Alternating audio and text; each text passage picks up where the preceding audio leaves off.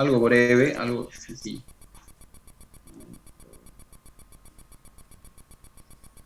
¿Alguien que me puede ayudar? ¿Quién es Alan Turing? ¿Qué fue, qué era, qué hizo, más o menos? ¿Alguien tiene? Alan Turing diseñó la primera computadora electrónica, se podría decir. Ya. Se ¿Cuál podría decir fue que su trabajo más nombrado o un descubrimiento que dio un impacto en la historia, digamos, en la evolución de la computadora? Él diseñó una computadora para descifrar el código Enigma. ¿Sí?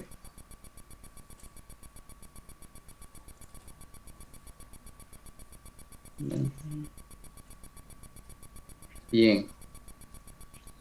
Eh, Él también diseñó, como ya lo nombró, la primera computadora electrónica digital de bulbos. También él escribió lo que después, o sea, él inventó la máquina de Turing, que era un dispositivo teórico que leía instrucciones de una cinta de papel perforada y ejecutaba todas las operaciones de una máquina.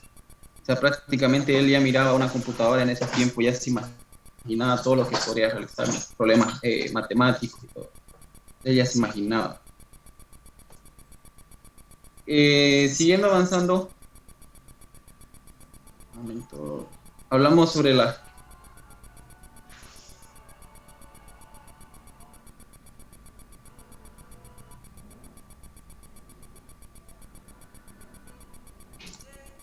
Hablamos sobre la generación de las computadoras.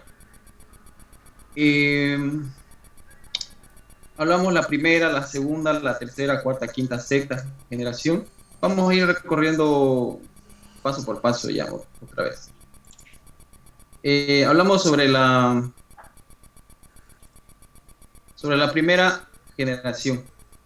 En la primera generación dijimos que lo más importante, ¿cuál era?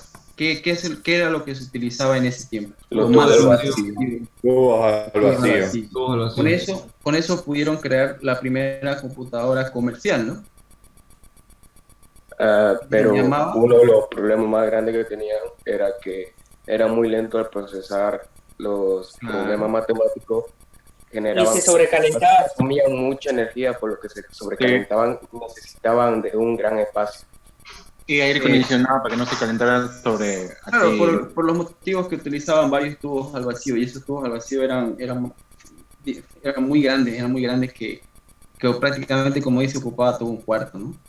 Y bueno, pero otro impacto que fue que crearon la primera máquina comercial, ¿no? Que fue la Univac 1. ¿Sí? Ese era el boom, digamos, de la primera generación utilizando tubos al vacío. En la segunda generación, ¿cuál fue el cambio significativo? Cambiaron los tubos al vacío por los transistores. Muy bien, transistores. Los transistores son unos pequeños circuitos, se podría decir, no sé, creo que alguien ya lo habrá visto, ¿no? Es un pequeño dispositivo que eso lo manejan en los circuitos. Eh, Son más pequeñas que los tubos al vacío y eso fue el impacto, ¿no? De que disminuyó el tamaño, disminuyó bueno, menos calor y que obviamente que fue más rápida, ¿no? Y también, ¿qué otro significativo hubo aparte del cambio de tubos al vacío con el transistor? Se reemplazó el lenguaje de máquina por el lenguaje ensamblador. ¿Alguien ya investigó qué es más o menos un lenguaje ensamblador o alguien por curiosidad se le dio así qué significa más o menos? Así de curioso. Ya, el lenguaje ensamblador, como ya les dije, es un lenguaje primitivo, es el padre de todos los lenguajes de ahora que existen. ¿Sí? Como ya hemos visto Java, C, bueno, van a ver en adelante, después que los que están en la carrera de informática más que todo, se les exige a los estudiantes que programen en varios lenguajes que son Java, Visual Basic, como uno ya le dijo, Python, C++, Delphi, y así sucesivamente. El padre de todos esos lenguajes de programación es el lenguaje de ensamblado. ¿Sí? Es el primer lenguaje programador que hubo. lenguaje de ensamble. Y en esos tiempos se crearon el lenguaje de alto nivel como el COBOL y el Fortran, ¿no? Eso dijimos.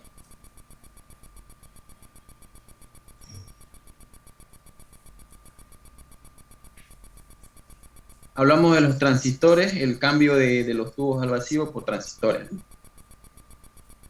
Aquí volvemos a recalcar los eventos trascendentales de la segunda generación, fueron el reemplazo de los tubos al vacío por transistores, el lenguaje de máquina al lenguaje de ensamblador, crearon los lenguajes de alto nivel en esos tiempos como el COBOL y Fortran, y se diseñaron, obviamente, ¿no? Máquinas más pequeñas, rápidas y eficientes. En la tercera generación, ¿cuál fue el cambio que se le hicieron?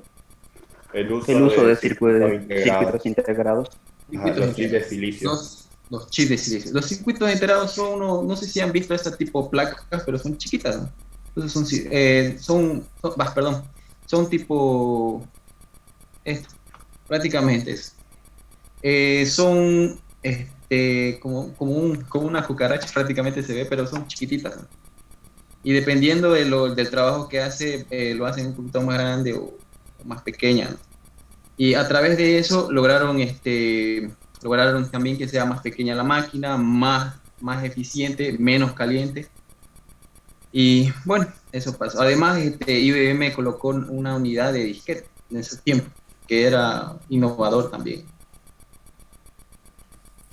También empezó a surgir los sistemas operativos en esa época. En la cuarta época, ¿cuál fue el cambio que sucedió? Inventaron el microprocesador, cual hizo posible el desarrollo de las computadoras. Bien, sí, el microprocesador. ¿Qué es un microprocesador? ¿Qué es más o menos el concepto o una definición de un microprocesador? ¿Es el conjunto o es la unión de los circuitos integrados en un solo bloque? ¿Sí? Ese es el concepto de un microprocesador. Muy bien. Seguimos adelante. Los eventos trascendentales de la cuarta generación fue el desarrollo de nuevos chips con mayor capacidad de almacenamiento. Comenzaron a utilizar computadoras personales, ¿sí? Y las Macintosh de Apple. Se desarrolló los diseños de redes. En ese tiempo era primitivo la parte del diseño de redes, pero ya se estaba empezando a ejercer y ahí empezó el Internet. En la quinta generación, como ya nombré, igual que no hay una fecha exacta, digamos, en cómo empezó, y bueno, y siguieron los avances que aparte en las anteriores generaciones, en esta generación, avanzaron más lo que es el software, los sistemas operativos, todo lo que es programa, ¿no? Porque por lo que más rápido avanzaba la parte de hardware, lo que eran los tubos al vacío y demás, se estaba quedando atrás la parte de lo que es los lenguajes de programación, lo que es el software, más que todos los sistemas operativos. Y ahí empezaron a crearse, digamos, empezó a crearse el Internet, y a través del Internet pudieron dar inicio a la inteligencia artificial y a varias cosas, ¿no? Que es en esa época de la quinta generación. Los eventos trascendentales de la quinta generación son la microelectrónica, competencias internacionales por el dominio de la informática, Internet se masifica, apariciones de computadoras portátiles y manejo del lenguaje natural e inteligencia artificial. Bueno, la sexta generación, como ya igual nombré, existe, ya se quiere hacer, se quiere realizar lo más, ¿cómo se dice? Lo más tecnológico a través de las máquinas. Más adelante voy a explicarle un poco más de los tipos de máquinas que existen ya actualmente y viene más junto con la sexta generación. Ya, más adelante lo voy a explicar. Este es un ejemplo de la inteligencia artificial que ya crearon, creo que hace unos 4 o 5 años, si no mal recuerdo, ya salió el robot inteligente. Ya. Eso es todo lo que hemos hecho en la anterior clase. Sí, las respuestas, todo eso, hoy mismo lo voy a publicar en la tarde, si no se preocupen. Las preguntas, perdón, y las mismas diapositivas, si es que puedo, voy a preguntar si es que todo lo publico en el grupo del WhatsApp. Sí, Sofía se llama. Voy a cambiar de diapositiva, un momento, por favor. Bueno, ya, vamos a empezar siguiendo, o sea, vamos a seguir con la evolución de las computadoras, pero ahora vamos a hablar más sobre la sexta generación y de lo que es la clasificación de los ordenadores según su tamaño y capacidad de procesamiento. No sé si alguien ha escuchado un supercomputador o alguien ha tenido la oportunidad no sé, de ver o ver en YouTube de curioso o algo. Sí, una que otra vez. ¿Sí? Yo he visto una persona que lo ocupaban para servidor de almacenamiento. Lo que yo entendí por supercomputador son computadores grandes que utilizan muchos procesadores para hacer problemas matemáticos muy complejos. Sí, es exactamente, o sea, tiene razón el compañero. Más que todo, usan aplicaciones especializadas para poder realizar enormes cantidades de cálculos matemáticos, más que todo, ¿no? Unos ejemplos de este supercomputador era predicción certificada del clima, investigaciones sobre energía nuclear o viajes espaciales. Más que todo utilizan para eso, ¿no? Y este tipo de ordenador obviamente que es costoso, ¿no? Obviamente que va a ser costoso, pero va a ser mucho más rápido. Vamos a ver un video cortito sobre lo que es un supercomputador, ¿eh?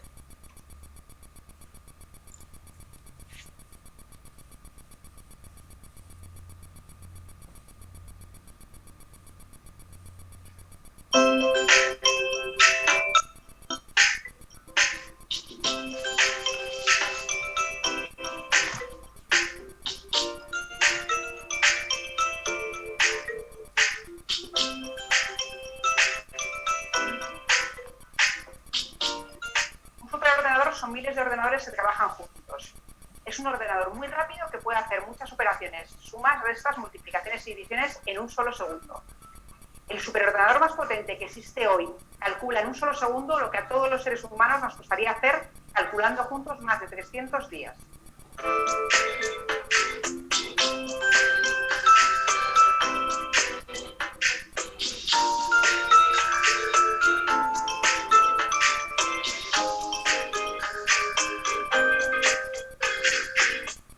Un superordenador sirve para muchas cosas, más de las que os podéis imaginar.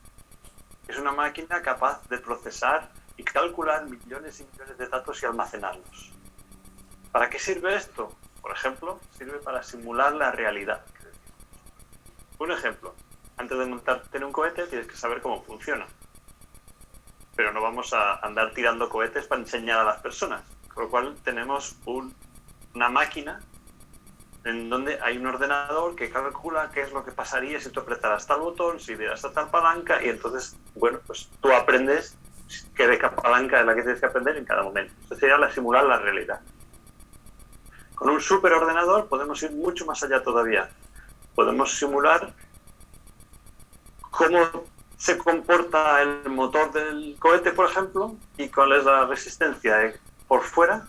Y ahí los ingenieros pueden quizás en el superordenador cambiar el motor, cambiar el cohete y de esa manera mejorar el diseño sin tener que andar fabricando cosas y llevándolas a sitios de prueba. De esta manera, un superordenador permite avanzar los diseños mucho más deprisa y con mucho menos coste que las formas tradicionales.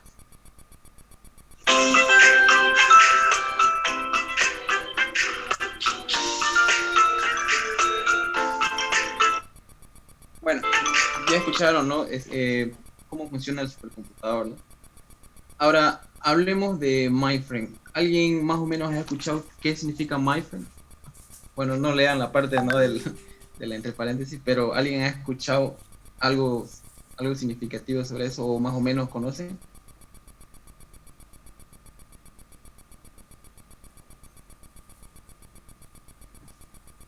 No. ¿No? Bueno. MindFrame, unidad central, en español. Es un ordenador de gran tamaño y de coste elevado también como el supercomputador. A diferencia del supercomputador, este soporta cientos hasta miles de usuarios trabajando simultáneamente. También también soporta múltiples programas ejecutándose simultáneamente. Esa es la diferencia entre un supercomputador y MindFrame. Vamos a ver un video corto también para entenderle mejor.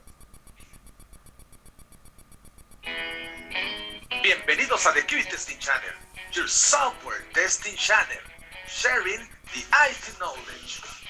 El tema de hoy es, ¿qué es un servidor mainframe? En un minuto.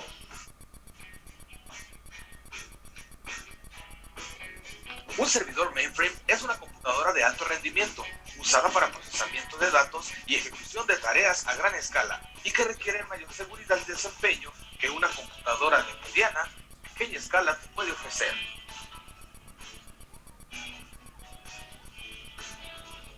Los servidores 390 funcionan bajo el sistema operativo OS 390, el cual es una renovada y más poderosa versión del sistema operativo MVS, Multiple Virtual Storage, y que se especializa en procesamiento orientado a tareas financieras y de negocios. Los primeros servidores mainframe solían ocupar áreas entre 650 y hasta 3.000 metros cuadrados. Los actuales miden aproximadamente lo que mide un refrigerador.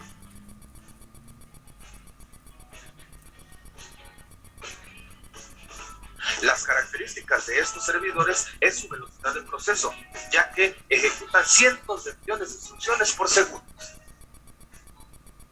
La capacidad para tener miles de usuarios concurrentes conectados.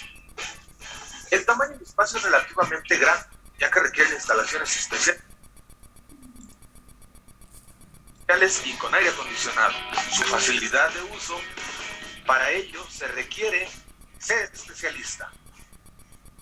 El impacto social es muy alto.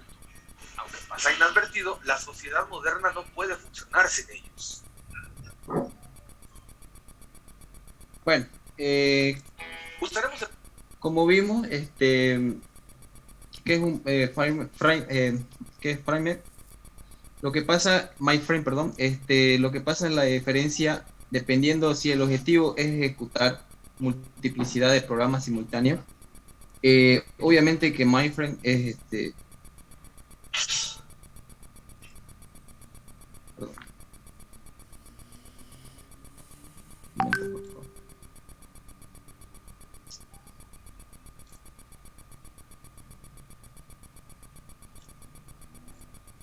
Obviamente que MindFrame es la adecuada, ¿no? En caso de que necesitan ejecutar varias aplicaciones a la vez. En caso de que ejecute un único programa y obteniendo resultados de velocidades muy altas, ahí está el supercomputador. Esa es la diferencia entre un supercomputador y MindFrame.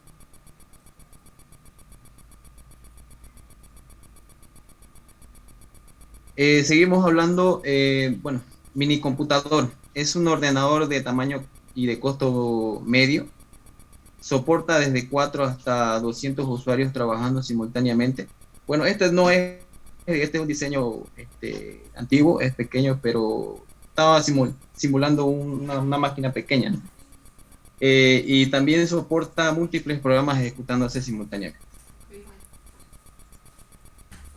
La diferencia entre MindFrame y la mini computadora, en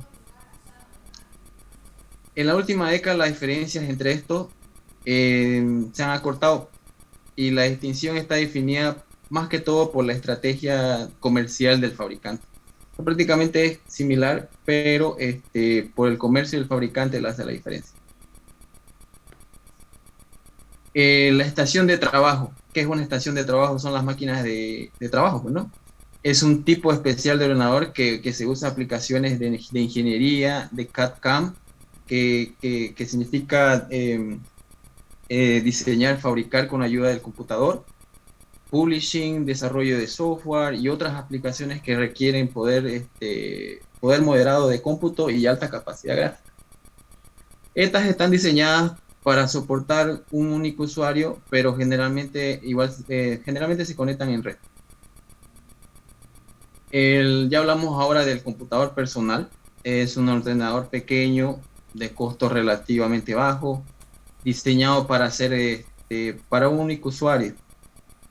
Aparecieron por primera vez en la década de los 70 y estos ordenadores, como ya dijimos, estos ordenadores personales pertenecen a la cuarta generación. La diferencia entre estación de trabajo y ordenador personal.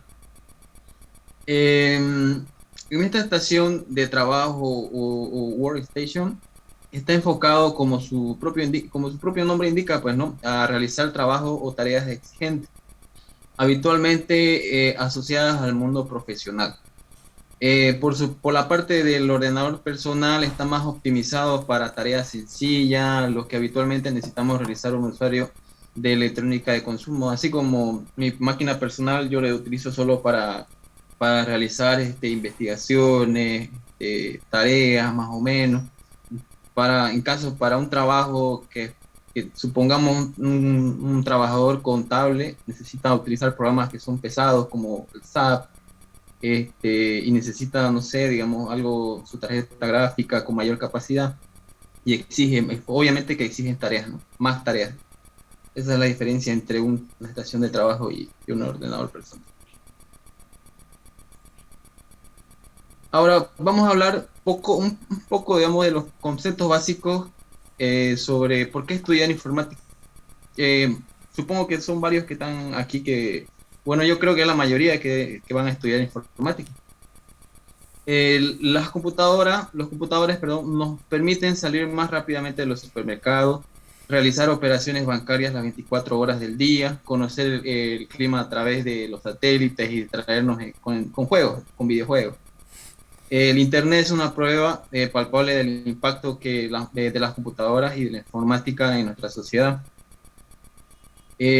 Hubo rápido avance en la tecnología y que podemos hacer cosas inimaginables, ¿no?, que no se hacía hace pocos años.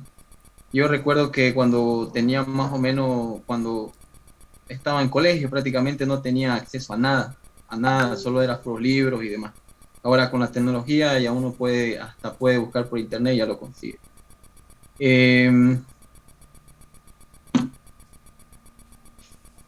Algunos mitos sobre los computadores. El computador lo hizo. El computador no puede tomar decisiones, solo hace lo que se le ordena, nada más. Los computadores pueden hacer cualquier cosa. No, los programadores son los que pueden hacer muchas cosas con las computadoras, pero tienen limitaciones tecnológicas. Bueno, hasta ahí avanzamos lo que es la evolución de las computadoras. Ahora nos toca avanzar el segundo punto, que es hardware, y vamos a tocar el punto dentro de hardware, la arquitectura de computadora. ¿Alguien tiene idea, o alguien técnico más o menos a su edad de ustedes que conoce sobre toda la máquina?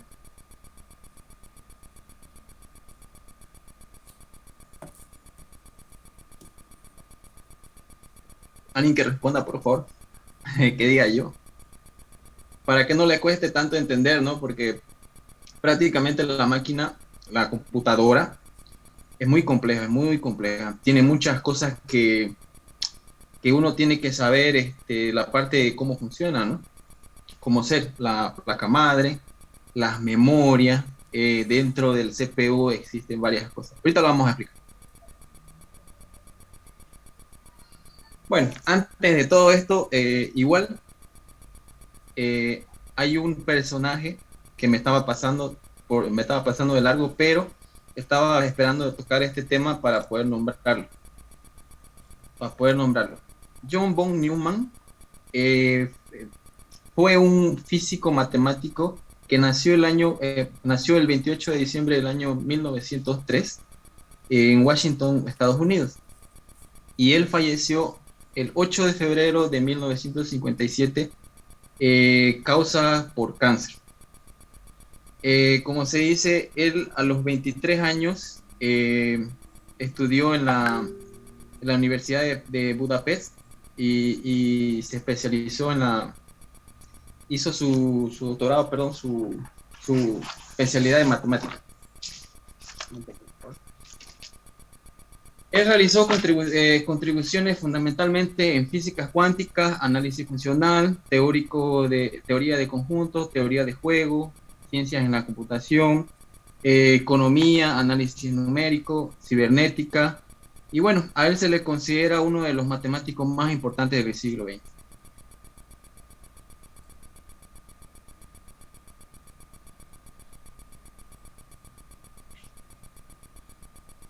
Él es más reconocido prácticamente por el modelo que creó, y debido que creó él, obviamente le han puesto su nombre, que se llama modelo de John von Neumann. Una computadora es un sistema digital con tecnologías microelectrónicas compuesta por... Estas son las partes que en ese momento voy a explicar lo que es el modelo de John von Neumann en ese tiempo. La primera parte era la unidad central de procesamiento, que es el CPU, la memoria y los dispositivos de entrada y salida. Y todo estaba interconectados por buses. Bueno, aquí hay un pequeño esquema de lo que él diseñó. Bueno, esta arquitectura y el concepto de programa almacenado en memoria, ideado en el año 1945, este concepto de programa almacenado de memoria, entiendan por favor, se les atribuye al matemático húngaro John von Neumann. Muy bien. Esto vamos a explicarlo con más detalle más adelante. Yo lo voy a explicar brevemente nomás. Aquí la memoria, la memoria aquí pertenece, bueno, se divide en varias partes, pero voy a explicar lo más significativo. Se divide en dos partes, que son la memoria RAM y la memoria ROM. ¿Sí? La memoria RAM es donde se almacena todos los programas que se están ejecutando a la vez.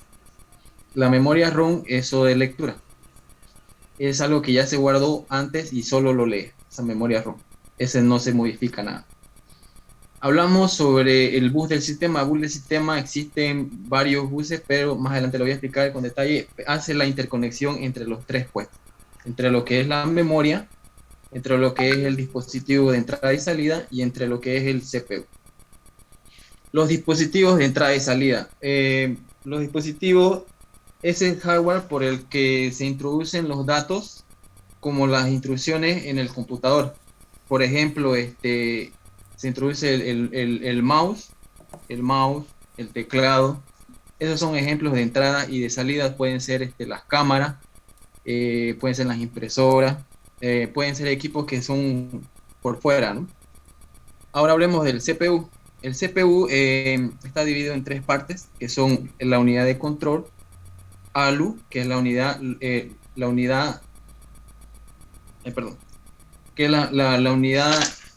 aritmética lógica, y los registros. Este